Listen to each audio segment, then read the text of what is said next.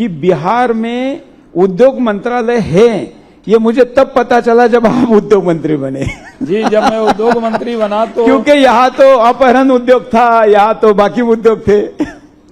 मुझे जब मैं मंत्री बना तो पहला फोन जो मैंने उठाया सूचना के बाद, बीजेपी में कुछ बड़ा निर्णय होता है उसकी सूचना बड़े बड़े पत्रकारों को हो नहीं हो, चौहान के साहब को हो जाती है।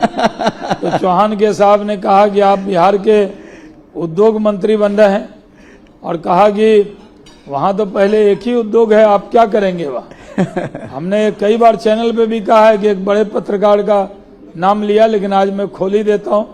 चौहान के साहब ने कहा कि बिहार में तो अपहरण उद्योग की चर्चा होती थी, लेकिन मैं उद्योग मंत्री बना तो आप उसका उत्तर दे दीजिए। लेकिन जैसे मैंने तब कहा था कि आप उद्योग मंत्री बनने जा रहे हैं, वैसे आज ही बता देता हूं कि इस बार भी आपका बड़ा रोल होने वाला है। देखिए, मेरा रोल तो कोई मेरे से पूछता है कि आपका रोल क्या होगा बिहार में, तो मैं कहता हूं कि जैसे राम सेतु बन रहा था, हाँ। तो सब बड़े बड़े पत्थर डाल रहे थे, गिलहरी भी थी जो एक एक कण डाल रही थी। मैंने जो प्रयास किया वो गिलहरी की तरह प्रयास किया। अब ये सही है कि बिहार में श्री बाबू के बाद उद्योग की चर्चा बंद हो गई थी, हाँ। कांग्रेस के राज में भी नहीं हुई। फिर झारखंड बिहार का बंटवारा हो गया तो सारे उद्योग उधर चले गए, झारखंड में चले गए।